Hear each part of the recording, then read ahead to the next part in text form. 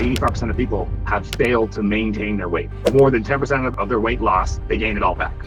Those people don't really need the GLP-1s. Ask them before GLP-1s, and most people haven't. We're obviously riding the GLP-1 train. It's always going to be one component of FLOA is how can I use GLP-1s?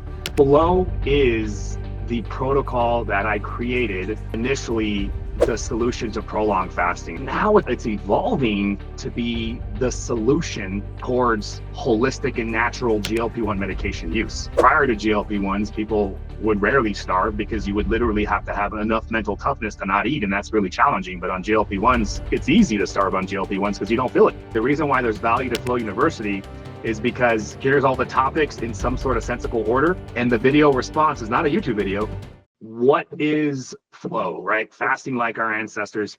FLOA is the protocol that I created that is really initially the solution to prolonged fasting, right? Like putting together a protocol. That's really where it started, John. You remember this. It was really more about the fasting, and then it's just really grown and evolved to so much more. And I never even had a chance to explain it like this. This is the first time, but it started off as more of a fasting weight loss protocol.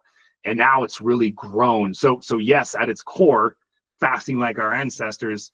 In the world of fasting, most people know how powerful it is. Most people know intermittent.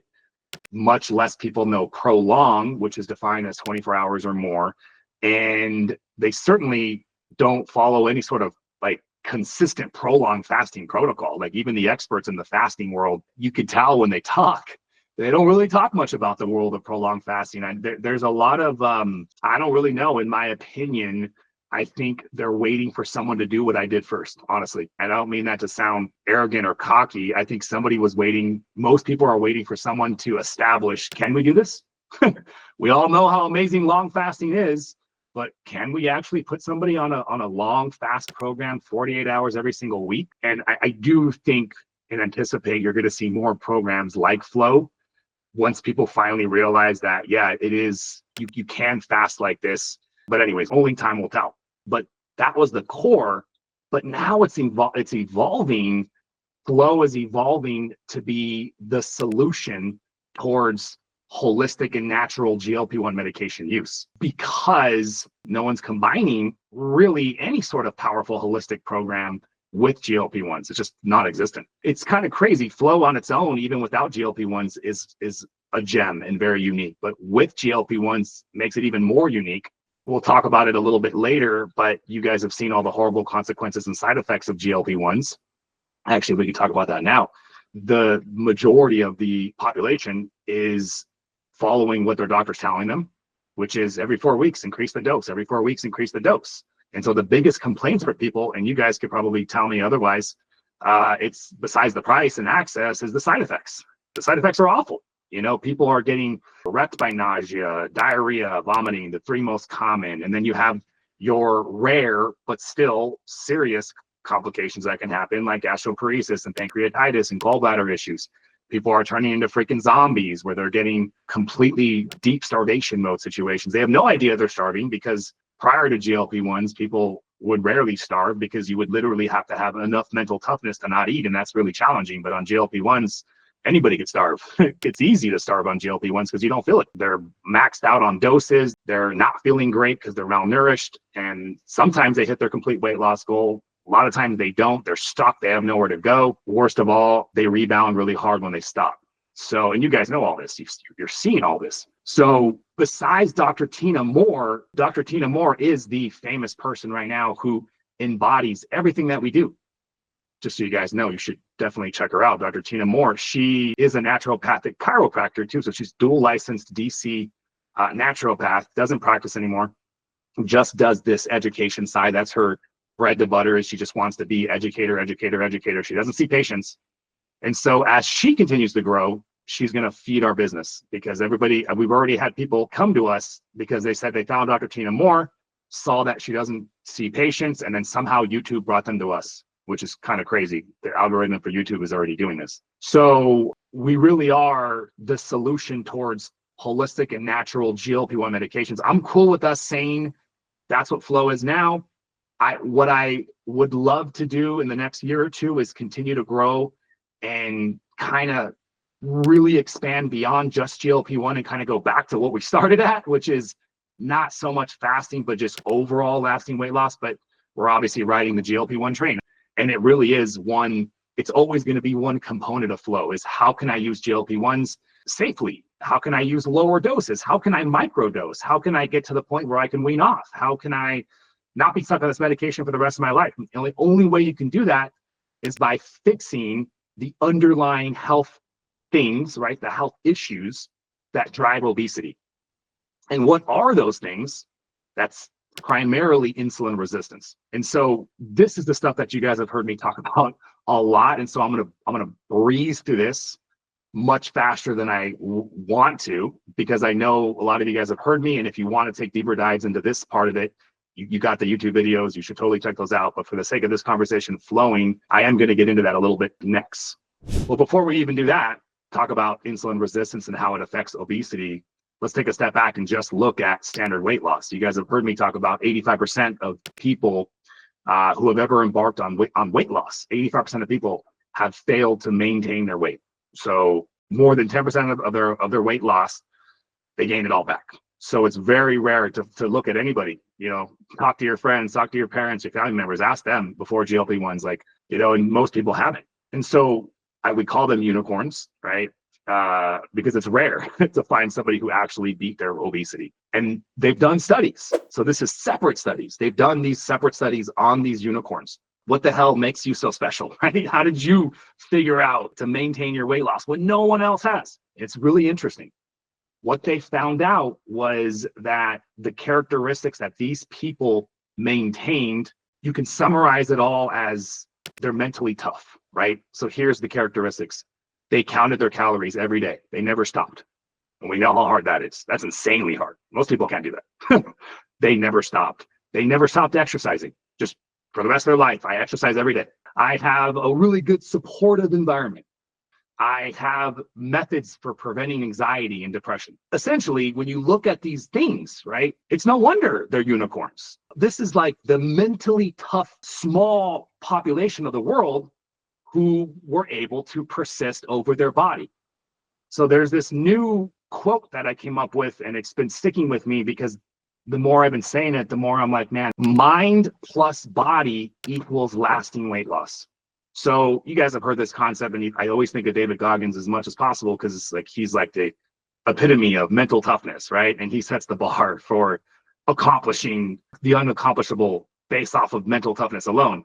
And I bring him up as an example now because that's what I think of when I see those list of characteristics and why unicorn is a small group of the population. Most people cannot do that. And it's not that they're mentally weak. Remember, the equation is mind plus body. Maybe those people just had very compliant bodies in addition to the mind, right? We don't know. We just know that it's mind plus body, and they were able to obviously work on the mind part enough to override the body, because when you look at the new theory of obesity, right, it always has been calories, and that's all it is. Just eat less and move more. That's the old energy law of thermodynamics and energy opinion. And that's what many people still think is the only basis for obesity. And when you accept that theory, then you really do, all you're left with is, well, stop being lazy. Like you're not tough enough. You're weak. Get stronger, try harder, and we know that. We've been there, done that. With a lot of people have lived, me personally have lived that's not true.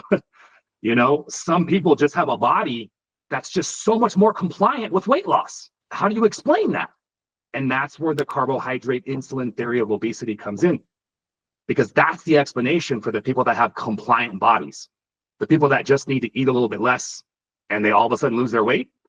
Those are the people that subscribe to this theory that would say that they're not insulin resistant. And so if you're not insulin resistant, then yeah, it's just a matter of eating less. It's just an energy balance. You ate more for a period of time, you gain the weight, so you're going to eat less and you're going to lose the weight. No problem. Those people don't really need the GLP-1s. They could, they not as much as the other people that are insulin resistant, but that's a whole nother conversation, whether those people should be taking them or not. I don't want to sidetrack too much on that. But the carbohydrate insulin theory of obesity subscribes to the idea that the situation is that people are suffering with elevated insulin levels. We call that condition hyperinsulinemia. Hyperinsulinemia is a result of insulin resistance. Insulin resistance is when your body's not responding to insulin that well, right?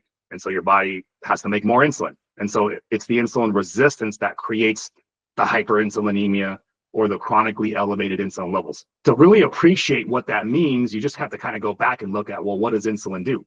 Insulin is store, grow. That's what insulin does. A healthy person who's not insulin resistant, even if they ate sugar 8 times a day, which would be awful. We know how bad that would be. But if they're insulin sensitive, right, meaning they're not insulin resistant, if you looked at a graph of 24-hour period and you tried to chart over the 24-hour period how often was your insulin levels elevated, for an insulin sensitive person, you would see no insulin spike, no insulin spike, no insulin spike, meaning throughout that 24-hour period, even though you were eating sugar freaking 8 times, you still had a relatively smaller percentage of that 24-hour period where you didn't have insulin levels spiked or insulin levels elevated.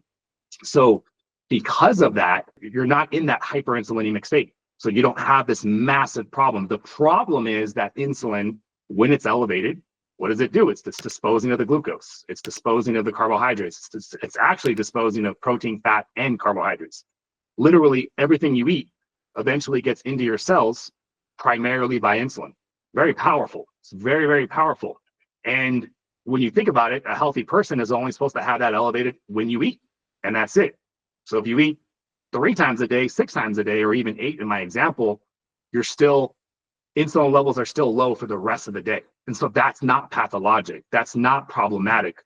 Your body will comply with you when you restrict your calories, right? But now you understand, you become resistant over time. You're in this hyperinsulinemic state.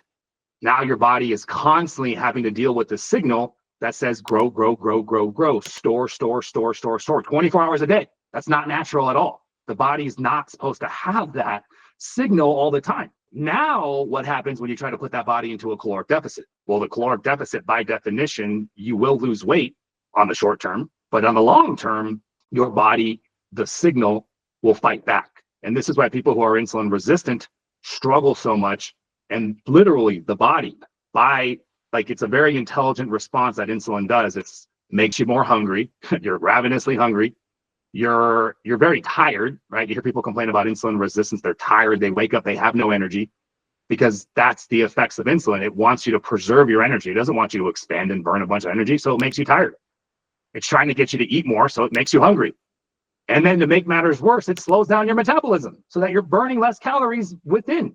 So all the combination of all these things are very effective at working against you. And that's why I go back to the quick way I always tell people is your body's either working with you or against you. This is the impacts of insulin resistance. It's much more accepted now, but it's still controversial. It's still like, well, we don't know if that's the true cause of obesity and yada, yada, yada. And truthfully, I think that it is very complicated. There's probably more to this, but for the sake of where we're at now, I think a huge component is just this. And so you guys just master this and you'll understand a big piece of it is the insulin resistance. But I bring this up because, well, what do weight loss programs usually consist of? Like when you think about weight loss coaching programs, the best ones, the most successful ones are the ones that do what? Provide accountability and help people with the mindset piece, which makes sense because we just talked about literally based off research, a tough mindset was the only way people have ever been able to be successful to begin with. So it's logical that a program that can help bridge the gap, take a mentally weak person and figure out a way through, calls and community and whatever they do, they figure out a way to kind of compensate for the weaker mindset to help the person override their body. So that's what a good weight loss coaching program does. Would you guys agree with that? Yes. 100%. So where I'm going with this, if you're wondering, is that because FLOA is actually fixing the body, it's making the body more compliant with the caloric deficit. It essentially is decreasing how much of that stuff that we just said would need to be done otherwise, and makes it easier for the patient to actually achieve lasting weight loss. So we're essentially lowering the bar of how much needs to be done to help the patient be successful, other than fix your insulin resistance. Like fix your insulin resistance, because if we fix the insulin resistance, that there's two parts of the equation, mind plus body.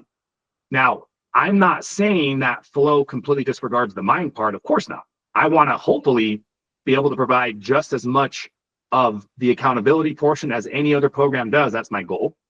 But also the fact that we also do this and no one else does that will make us far superior than any other weight loss program on the market, because we actually do both. But for you guys, I feel like this piece was probably missing because I've never explained it like this. But if you understand that, that's why my focus has always been so much on fix the insulin resistance, fix the insulin resistance. I know to my core that for most people, if we do that, everything else just falls into place. Now, of course, they still have to go out there and get into some sort of caloric deficit over time. And that's what the 48-hour fast does. If you just do that, you're in a massive caloric deficit over the week, and now your body is starting to comply with you. If you guys enjoyed watching this video, then you guys are going to want to check this one out. I take a deep dive into fasting and overall lasting weight loss strategies utilizing these GLP-1 medications in the best format, microdosing, intermittent usage. Check that out, guys. We'll see you later.